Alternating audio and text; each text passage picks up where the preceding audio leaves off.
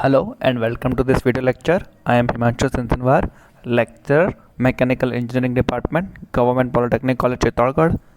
आज के इस वीडियो लेक्चर के अंतर्गत हम लोग स्टडी करेंगे ME208 thermodynamics and IC engine के चैप्टर नंबर 1 के पार्ट 3 के बारे में।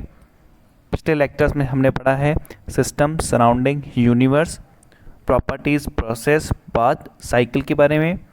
इस लेक्चर के अंतर्गत हम लोग स्टडी करेंगे एनर्जी के बारे में कि थर्मोडायनेमिक्स के अंदर एनर्जी से क्या मतलब होता है, और पढ़ेंगे प्रॉपर्टीज़ के बारे में कुछ इंपॉर्टेंट पॉइंट्स।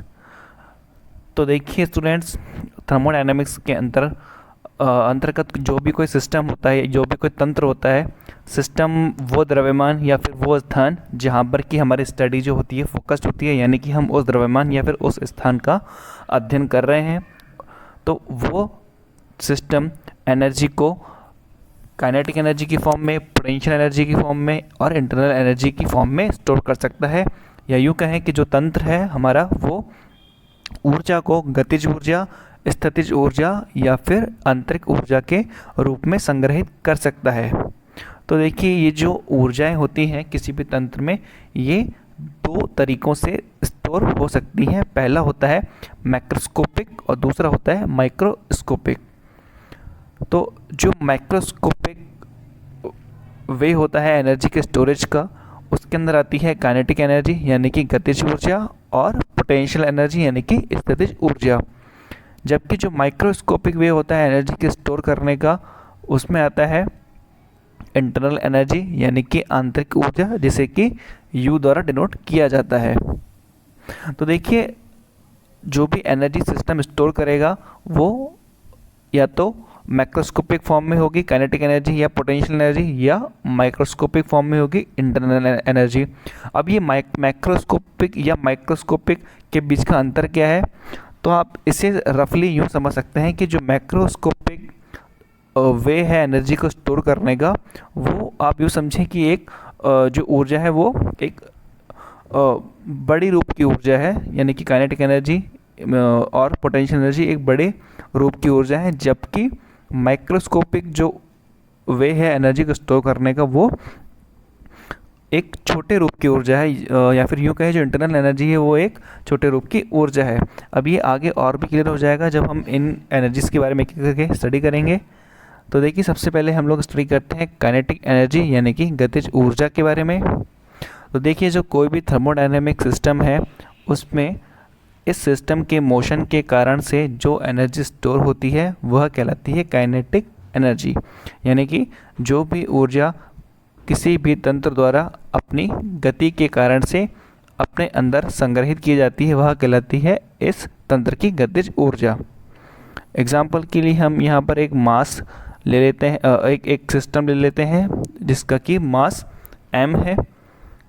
तो यदि यह थर्मोडायनेमिक सिस्टम जिसका कि मास m है v वेलोसिटी से गति कर रहा है, तो इस m द्रव्यमान के सिस्टम में जो काइनेटिक एनर्जी या यूँ कहें गतिज ऊर्जा संग्रहित होगी उसे हम लिख सकते हैं ½ mv²।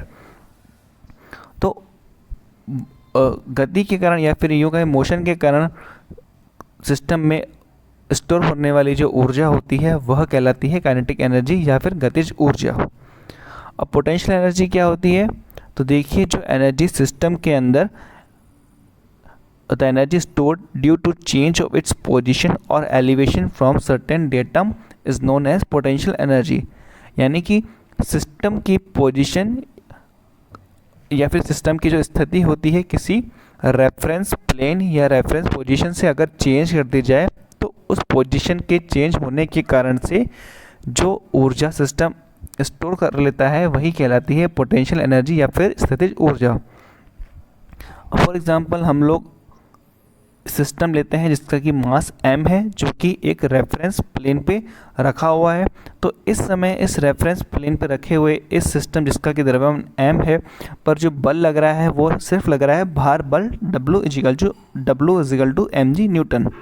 यदि इस सिस्टम को इस रेफरेंस प्लेस से कुछ ऊंचाई पर ले जाया जाए, जैसे कि इसे z ऊंचाई पर अगर ले जाया जाता है, तो इस पोजीशन में चेंज होने के कारण से ये जो सिस्टम होता है वो अपने अंदर एक ऊर्जा संग्रहित कर लेगा जिसे कहा जाएगा स्थितिज ऊर्जा, यानी कि स्थिति में परिवर्तन होने के कारण संचित होने वाली ऊर्जा, जिसे दिया जाएगा mgz द्वारा, जहाँ पर m इस सिस्टम का मास है, g गुरुत्वीय त्वरण है और z इसकी इस रेफरेंस प्लेन से ऊंचाई है। तो देखिए दोनों ही जो प्रकार की एनर्जीज हैं, काइनेटिक एनर्जी और पोटेंशियल एनर्जी, वो मैक्रोस्कोपिक एनर्जी इसलिए हैं क्योंकि दोनों ही कंडीशंस में जो सिस्टम है वो या तो मूव करना चाहिए या फिर उसकी पोजीशन में चेंज होना चाहिए। यदि जो सिस्टम है हमारा अगर वो मूव नहीं कर रहा है तो उसमें काइनेटिक एनर्जी नहीं होगी, यानी कि सिस्टम स्थिर है। और दूसरा, अगर जो सिस्टम है उसकी पोजीशन भी चेंज नहीं हो रही है तो उसमें पोटेंशियल एनर्जी भी नहीं होगी। या फिर सीधे शब्दों में यूँ कहें कि यदि जो हमारा सिस्टम है वो स्थिर है, मतलब कि ना तो वो कोई गति कर रहा है और ना ही उसकी स्थिति में कोई परिवर्तन हो रहा है, तो ना ही उसमें काइनेटिक एनर्जी होगी और ना ही सिस्टम में पोटेंशियल एनर्जी होगी। तो ये जो फॉर्म होते हैं एनर्जी के, ये होते हैं माइक्रोस्कोपिक फॉर्म ऑफ एनर्जी। और थर्मोडायनामिक्स की स्टडी के अंतर्गत हम जनरली ये मानते हैं कि जिस सिस्टम की हम स्टडी कर रहे हैं, जिस मास या जिस स्पेस की हम स्टडी कर रहे हैं, वो स्टेशनरी है और उसकी पोजीशन में भी कोई चेंज नहीं हो रहा है, यानी कि वह ना तो गति कर रहा है और ना ही उसकी स्थिति में कोई चेंज हो रहा है। तो इस प्रकार जो थर्मोडायनामिक सिस्टम की जब हम स्टडी करते हैं तो उसमें ना तो कोई काइनेटिक एनर्जी होती है ना ही पोटेंशियल एनर्जी होती है, क्योंकि जनरली ये मान लिया जाता है कि जो हमारा सिस्टम है वो स्टेशनरी है और उसकी पोजीशन में भी कोई चेंज नहीं हो रहा है। तो अब बात आती है माइक्रोस्कोपिक फॉर्म ऑफ एनर्जी की, जो कि है इंटरनल एनर्जी। तो हमारी थर्मोडायनामिक्स की स्टडी के अंदर जब भी हम एनर्जी का वर्ड यूज़ करते हैं तो हमारा मतलब उस थर्मोडायनामिक सिस्टम में स्टोर्ड इंटरनल एनर्जी, या फिर यूँ कहें कि उस तंत्र में जो आंतरिक ऊर्जा संग्रहित है उससे होता है। यानी जब भी हम आगे से एनर्जी वर्ड का उपयोग करेंगे तो उससे हमें समझना है कि सिस्टम में स्टोर जो इंटरनल एनर्जी है, इसका मतलब उस एनर्जी से है। तो अब जान लेते हैं कि इंटरनल एनर्जी होती क्या है। तो देखिए internal energy in molecular energy which is stored in the molecular structure is known as internal energy, यानी कि किसी भी तंत्र में आणविक स्तर पर जो संचित ऊर्जा होती है वही कहलाती है इंटरनल एनर्जी या फिर आंतरिक ऊर्जा। अब एग्जाम्पल के लिए देख लीजिए, जैसे कि ये एक हमारा सिस्टम है। तो जैसे कि अभी हम सब जानते हैं कि जो भी सिस्टम होता है वो कई सारे मॉलिक्यूल्स से मिलकर बना होता है, कई सारे अणुओं से मिलकर बना होता है। तो ये जो मॉलिक्यूल्स होते हैं ये एक एवरेज वेलोसिटी या फिर यूँ कहें एक औसत वेग माना कि v से रैंडम गति करते हैं या अनियमित गति करते हैं। इस अनियमित गति के दौरान कि जो मॉलिक्यूल्स होते हैं वो एक दूसरे से भी टकराते हैं और सिस्टम की दीवार या फिर यूँ सिस्टम की वॉल से भी टकराते हैं, और इसी कारण से इन मॉलिक्यूल्स पर ट्रांसलेशन, रोटेशनल और वाइब्रेशन ये फील करते हैं, मतलब कि स्थानांतरण, घूर्णन और कंपन ये मॉलिक्यूल्स फील करते हैं, जिसके कारण कि इनके अंदर रोटेशनल एनर्जी, ट्रांसलेशन एनर्जी या फिर वाइब्रेशन एनर्जी संचित हो जाती है। तो ये जो सारी एनर्जीज हैं ये मिलकर बनाती है internal energy of the system. मतलब कि ये वो एनर्जी है जो किसी भी सिस्टम के जो मॉलिक्यूल्स हैं उनकी जो रैंडम मोशन है यानी कि अनियमित गति है उसके कारण से सिस्टम में स्टोर हो पा रही है। तो यही जो एनर्जी है वो कहलाती है इंटरनल एनर्जी या फिर आंतरिक ऊर्जा। अगर हम बात करें किसी भी आइडियल गैस की, यानी कि हमारा जो सिस्टम है वह एक आइडियल गैस है। अब आइडियल गैस क्या होती है? एक ऐसी गैस होती है जिसके मॉलिक्यूल्स यानी कि अणुओं में ना तो किसी प्रकार का अट्रैक्शन यानी कि आकर्षण बल है और ना ही किसी प्रकार का रिपल्शन यानी कि प्रतिकर्षण बल है। यानी इस गैस के अणु ना तो एक दूसरे को अपनी ओर खींचते हैं ना अपने से दूर धकेलते हैं। तो इस प्रकार की गैस की यदि बात करें कि यदि ये हमारा सिस्टम है तो इस प्रकार की गैस के लिए जो इंटरनल एनर्जी होती है वो फंक्शन होती है टेम्परेचर का।